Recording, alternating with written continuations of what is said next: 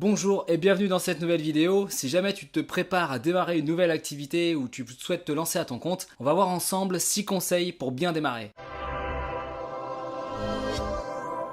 Le premier conseil, c'est de commencer à communiquer avant même d'avoir lancé votre activité. Commencez à discuter avec vos amis, à en parler sur les réseaux sociaux. Envoyez un email à votre famille, à vos amis, à vos collègues, à vos anciens collègues. Expliquez-leur votre projet. Dites-leur ce que vous allez démarrer et qu'ils n'hésitent pas à vous ramener des clients. Si vous êtes encore en poste et que vous avez la chance de rencontrer des prospects tous les jours, imprimez des cartes de visite et commencez à les distribuer. Bien sûr, renseignez-vous avec votre employeur si vous avez le droit de faire ça. Amusez-vous à faire comme si votre business était ouvert. Allez poser des flyers sur les pare-brises, faire du boitage, distribuer des cartes de visite, mettez-vous en condition et faites en sorte que les gens viennent visiter votre site internet qui pourra récolter leur mail pour qu'ils soient avertis de l'ouverture. Cela vous permettra d'avoir une base de prospects à solliciter avant même l'ouverture de votre entreprise. Le deuxième conseil, c'est d'avoir un budget avant de démarrer. Si vous êtes encore en poste, profitez-en pour faire le plein de ressources, mettez de l'argent de côté. Si vous n'avez pas d'argent de côté, renseignez-vous pour obtenir des prêts, par exemple auprès de l'ADI ou des communautés d'entrepreneurs comme ça qui peuvent aider à financer des petits projets. Cela vous aidera déjà à clarifier votre projet, à le mettre au propre avec un business plan, puisqu'ils vous prêteront pas d'argent si votre projet n'a pas une structure un petit peu viable, un petit peu claire et précise de ce que vous souhaitez faire. Donc c'est déjà un bon point pour vous clarifier vos idées lors du démarrage. Ensuite, avoir des économies, ça permet plusieurs choses. La première, c'est qu'elle évite déjà le stress quotidien de se dire je dois payer mes factures, il faut absolument que je ramène des clients. Ça vous laisse le temps en fait d'amorcer votre entreprise, de commencer à trouver les premiers clients, etc. Et ensuite, ça vous permet également d'être un petit peu plus difficile pour le choix de vos clients. Ça vous permet de choisir vos missions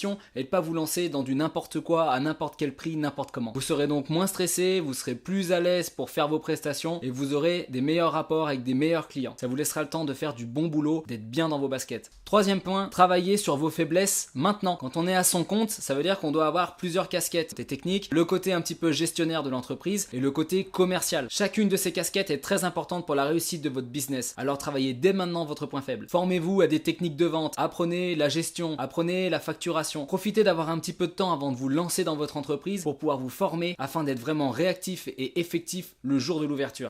Quatrième conseil, utilisez le temps que vous avez maintenant pour vous former, pas uniquement sur vos points faibles, mais également sur vos points forts. Commencez à vous demander comment est-ce que vous allez pouvoir démarquer votre entreprise, comment est-ce que vous allez pouvoir vous rendre différent auprès de vos clients. Commencez dès maintenant à réfléchir à votre stratégie, à votre positionnement, à vos points forts. Cela vous aidera à créer un monde sans concurrence quand vous allez chercher vos nouveaux clients. On en parlera dans une prochaine vidéo. Effectivement, on parle beaucoup de préparation depuis quelques points, mais c'est vraiment important. Vous devez vous préparer afin d'être prêt le jour J. Vous n'aurez pas le temps de lancer votre activité et d'apprendre au passage, parce que vous allez déjà apprendre beaucoup de choses en pensant être prêt. Cinquième conseil, préparez vos outils. N'attendez pas le jour J pour vous former sur ces outils. Que ce soit le CRM, la facturation, l'emailing, une boîte mail professionnelle, commencez à créer vos comptes, utilisez les versions d'essai gratuites pour vous familiariser avec l'outil, pour perdre un minimum de temps le jour de votre ouverture. Un petit outil que je vous conseille pour les freelances, c'est Leadlist qui permet de faire le CRM, les devis, la facturation et l'email marketing.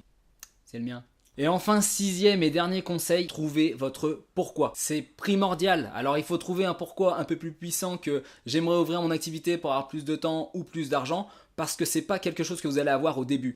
Voilà, cette vidéo est maintenant terminée, j'espère qu'elle vous a aidé. N'hésitez pas à aller dans la description pour lire l'article qui correspond à cette vidéo. Pensez également à vous abonner à la chaîne. N'hésitez pas à me poser vos questions dans les commentaires, je me ferai un plaisir d'y répondre. Je vous dis à bientôt, ciao!